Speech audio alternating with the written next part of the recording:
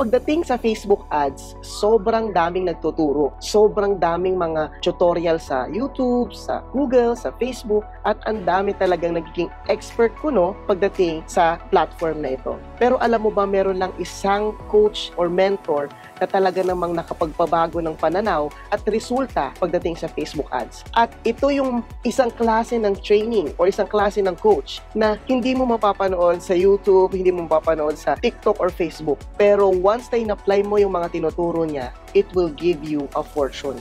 Ito rin yung ginamit ko kung saan, nung ginamit ko tong strategy na tinuro niya sa akin, and I was able to generate almost 7 digits in just 90 minutes. Yes, sobrang mind blown. Sa loob lang ng 90 minutes, nakapag-generate ako ng almost 7 digits income.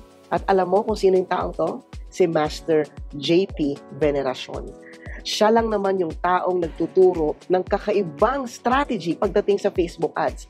Dahil kapag nagturo siya ng Facebook ads, hindi niya ituturo yung mga step-by-step process kung paano mag-ads, kundi ituturo niya yung step-by-step process kung paano ka magkakaroon ng effective na Facebook ads. Kaya naman kung gusto mong matutunan at magbago yung pananaw mo kung paano mo gagamitin ng tama si Facebook ads, at ang pinakamaganda rito, magagamit mo siya even sa YouTube ads, Google ads, TikTok ads, kasi ituturo niya sa iyo ay sobrang life-changing na talaga naman kapag in-apply mo, maaari ka ding makapag-generate ng result na hindi mo pa na-generate sa buong buhay mo.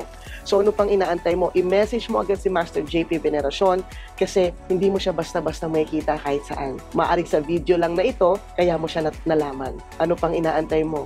Message him and I promise you, he will help you change your Facebook ads.